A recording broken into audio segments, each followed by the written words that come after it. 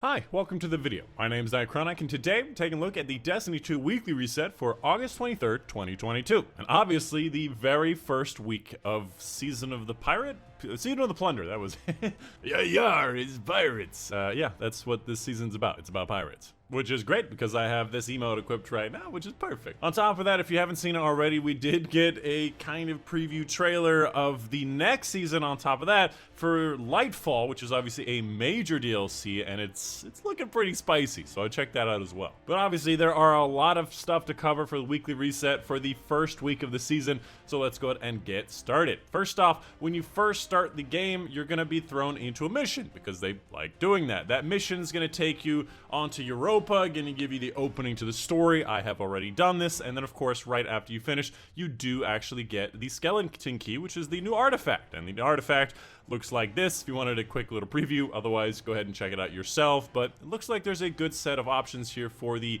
weapons. Last season I wasn't a big fan, but this season does feel a little better. Furthermore, we obviously got Arc 3.0, so if you want to get in there and do some Arc stuff, you have new aspects, you have a bunch of fragments. Obviously more fragments will be unlocked supposedly by the end of the campaign, or just directly from Ikora. Probably should just go check that out. Ikora! Okay, so I can confirm from Ikora, you cannot just go and buy all the new fragments. There's probably some point at which you unlock stuff, but you can in fact buy all the grenades. So if you're missing some grenades, you can go get them from her, including all the other grenades for the other subclasses as well. Anyways, moving on, let's go ahead and get started with the Nightfall Ordeal, which the first thing I will say is, if you didn't know, the power level rose by 10. Just 10 power levels, everything just moves up by 10. So furthermore, Legend is going to be 1570 these days, and the special Nightfall is going to be Glassway, which is generally a harder mission, and given that we don't have a high level, it might be a little hard, but if you're 1570 from last season, you're going to be 1570 for Legend, so it's not a big deal. 100k, definitely going to be Legend. The Nightfall unique, I don't know. You'll have to check the comments because when the season just begins, it's kind of hard to figure out. The rotating strike burn is going to be Void Cinch. Rotating crucible playlist is going to be Mayhem. The Evolved Disciple Raid Challenge is going to be Defenses Down, taking place in the third major encounter, the one with all of the relics. And in this encounter, every single person is not allowed to kill more than one of the Shielded Knight per person. So I believe you skip 1 in 2 and 4, or 3 and 4, I forget. And furthermore, just wanted to mention is that apparently the King's Fall raid, which is a Destiny 1 raid, will be coming this Friday. So obviously it's not out yet, but it should be coming around the corner. I'm very excited. Furthermore, this is not a pinnacle reward anymore, so that's probably connected to it. When it comes to the rotating raid and dungeon, it's going to be the Last Wish and the Shattered Throne. And again, I feel like the Evolved Disciple is just going to be thrown into that rotation. Up next, just wanted to take a real quick look at the new Season of Plunder Season Pass. Obviously, we have 105 days in the season, pretty standard, which confuses me because that would mean we have another season, Season 19, before the release of Nightfall, right? Because 105 days later is only like 3 months, right? So there's going to be another season and not just a super long season. Either way, first up, let's take a look at the new exotic weapon for the season, which is called the Delicate Tomb, a fusion rifle. Fires a wide horizontal spread, and this was in the trailer, when shot from the hip, and final blows of this weapon have a chance to generate ionic traces, which gives you ability stuff we've seen with the arc stuff, and powerful foes and opposing guardians always generate ionic traces. Now obviously I have not used this yet, but it does look like one of the aggressive frame fusion rifles, which admittedly nobody really liked to use. Furthermore, collecting ionic traces overcharges this weapon's next shot, jolting targets on hit. Now this might also include ionic traces from the subclass, so that might be a nice synergy. Either way, it does look like a lot of fun and looks really cool. Furthermore, I just want to mention here on the right side, we're finally getting a look at a lot more of the hidden stats on weapons. We can see the aim assistance, the zoom, airborne effectiveness, recoil direction, stuff that we'd have to go to Like GG to see, we can now see on the weapons themselves, and that's pretty fun. Furthermore, there's obviously a lot more stuff along the season pass. If you have the free part, obviously getting this new weapon, the Delicate Tomb, is at 35? Yeah, 35, so you can still get it, just level up. Furthermore, there's a bunch of different things along the way, which are supposed to help with the seasonal story stuff, improve your leveling experience, give you more chances of whatever, as well as some of the weapons, some of the sparrows along the way. Pretty stock standard, we've seen this kind of thing before. We have some armors along the way, we have some resources, we have some ornaments, which Hopefully the ornament looks good. Oh yeah, I'm looking forward to that little skull ornament. And of course an ornament for the trace, or the fusion rifle, which looks like this. Furthermore, let's go ahead and take a look at these seasonal challenges. We have 2 seasonal challenges for week 1. Obviously a lot of them giving experience and special stuff for the stuff.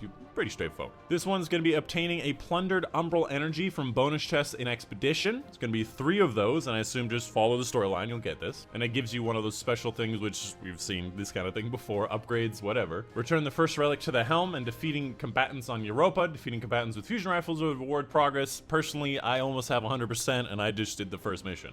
Complete the catch crash activities and activate the cannons aboard the deck of the catch. Again, part of the new seasonal storyline and the new seasonal activity. Shape 3 unique seasonal weapons. That might take a little time. Europa, doing the public events, patrols, lost sectors, etc. Completing weekly playlist challenges. Now, I assume these challenges have to do the ones in the director, so if you go to your map, you'll see things like this. It'll say weekly and challenges in yellow. Basically, any of these things that are yellow and say challenges. I assume that's what that means. Calibrating the long-range weapons, pulse, bows, trace rifles on Europa. Again, I literally did 1 mission and I'm almost done. Completing Gambit, bonus with wins. Defeat Guardians Mayhem with super. Defeat Fallen in Vanguard playlists or strikes. And of course, if you did not hear it, we actually have a Fortnite Destiny 2 crossover, as well as Fall Guys apparently, that'll give you some very special armor that is currently on sale, and every single class has their own special one. Obviously, you can see here the Warlock and the Hunter, obviously from Fortnite. Furthermore, we obviously have a lot of stuff to go over for Eververse. There's a lot of seasonal stuff, a lot of Bright Dust stuff, a lot of little premium stuff that we can flip through, and of course, if you want to buy the new Lightfall, you can do that now. First up, for the Bright Dust options, we have Unchained Emote, which is ironic because Aramis literally broke out of her chains, which is funny. We have the Force Squad display, which is going to be the Inu Squad, which I don't know if we have the full set yet, but I think we do. We have the Transmat effect for the Harpy, and of course we have a new shader, the Raven Silk, which I guess looks like this. Not very impressed. Furthermore, we have another Bright Dust section. For the most part, they usually don't give us the new stuff on week 1. We have the Ninja Vanish. We have the Fencing Salute, which you just pull a sword and you're like, on guard! Whatever it is. We have a Ghost Shell, the Red Line Shell. We have we have the Accelerator, which actually lights up when you activate the boost, which is nice. We have the Velocimancer, which looks like this. Ooh, it does look like a Nezric Sin ship for sure. We have an ornament for this sweet business. Oh, get that business going. Looking beautiful. We have a Ghost Projection. We have the Loot Effects Transmet effect. We have the Guiding Light Transmet effect. We have the Hive Arrival Transmet effect. And we have some shaders. This is a new... Wow, look at that texture on that. I don't see that on my character. It must be that I don't have the right material on it. But oh, look at the red on that little middle... Where does the red come from? I don't understand. But that texture on the blue has me excited. Depends on what the texture, I guess, is. We have the Trinity, which is not a new one, but I just don't have. It looks pretty nice, actually. We have a Smudge Pot Bruise, which looks all right. And of course, we have the Bloody Tooth, probably one of my favorite shaders in the game. Definitely on Titan is a very good shader, and it's nice, shiny black with some of their matte pieces. Would recommend it. And of course, we also have the seasonal section, so you can take a look at all of the different things that will eventually be part of the Bright Dust sales over the season. Obviously, I'm not going to go through every single one of these. You'll take a look as we go, but there's a lot of stuff to get, a lot of things on sale. Hold on, was there a little kitty cat? I think that there was a kitty cat. Yes, there's a kitty cat in a bot. It's a kitty cat in a box. Oh, man. Well, there's another kitty cat right here. There's a little cat thing right there. But maybe it's not a cat. I don't know. We have a Titan ornament for the Helm of Saint 14 that looks sick as chips, dude. That is sick, dude. We have an ornament for the Titan Ramparts. We have the Doomfang ornament. Wait, Doomfang, really? Oh, this is a chest piece that'll match the Doomfang. That's actually an ornament for the chest piece, not the exotic. I forgot that they're doing this. We have an ornament for the Cold Hearts, like the Skybrenner's Oath. Ooh, this Prometheus one looks sick, dude. Oh, that reminds me of the one on the Sunshot. Oh, it's sick. We got a Sleeper Simulant one. Very nice. We have a Wave Splitter. We have a Thunderlord ornament, which looks like that Cloud Strike one, right? Yeah, with the little spikes on it. By the way, Thunderlord is one of the only catalysts this season that is, or the new catalyst this season, so looking forward to that. We have a Jotun, some Last Words, some Leviathans, Eyes of Tomorrow. We got a lot of little fun ones, as well as some emotes. I'm not going to go through every single one of them, but oh, look at the goodie. Transmit effect, cannon fodder. That is funny. You just You just fire out of a cannon. But these look nice. I like these. I think they're fun. I should also mention that there's obviously a new seal. There's only one new seal called Scallywag, which has 10 new objectives that you'll complete through the season. Furthermore, you can still complete the previous season titles and stuff. And by the way, they added this new flavor text that makes it look a little weird. I don't know if I like this. Real quick, just wanted to take a look at the different vendors. Obviously, they have a very slightly changed inventory. Obviously, a new weapon from the vendor, which is a 120 grenade launcher. I was about to say if it was a 150, what a waste. But we have the Crime Mutiny, which has Incandescent, has Vorpal. Wow, look at the freaking blunderbuss on the end of this bit. It does not have anything else that's interesting, like spike grenades, blinding grenades, etc., but it seems like it'll be an okay version of a grenade launcher that does have a damage perk on it, but no auto-loading.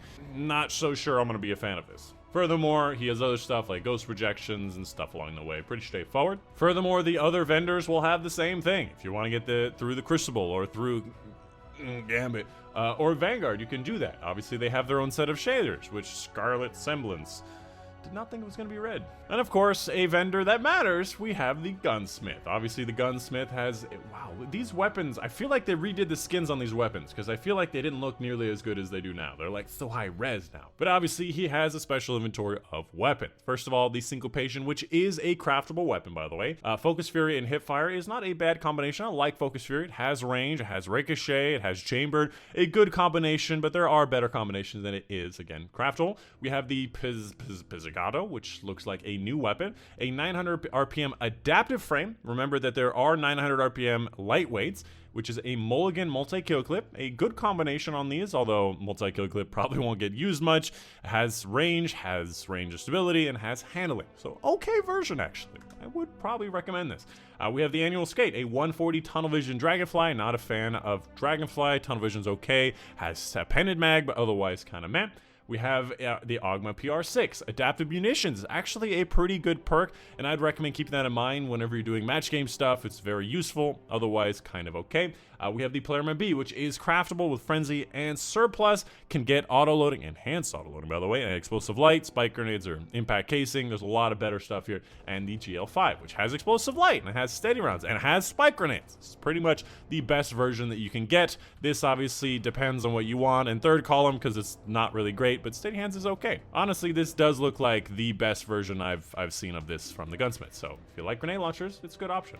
Seriously, like, these are higher res, like, darker images, right, on these weapons. And I believe that is everything. Obviously, there may be some stuff that I missed, but I believe that's everything I did want to cover on the weekly reset. Obviously, I will be live right here on YouTube right after this video, so if you're at work and you can't play the DLC yet, or you're downloading it because it is like 8 gigabytes, come check it out. We have a lot of fun. Come join us as well. And of course, I want to give a big thank you to my patrons on Patreon. Specifically, a big thank you to Mom and Dad, Postalonza, Box World, My Niece to Blackness, Unipanther, Case Reagan for their support on Patreon. And that's it. Hope you guys did enjoy. My name's Dychronic, and I'll see you guys on the next one.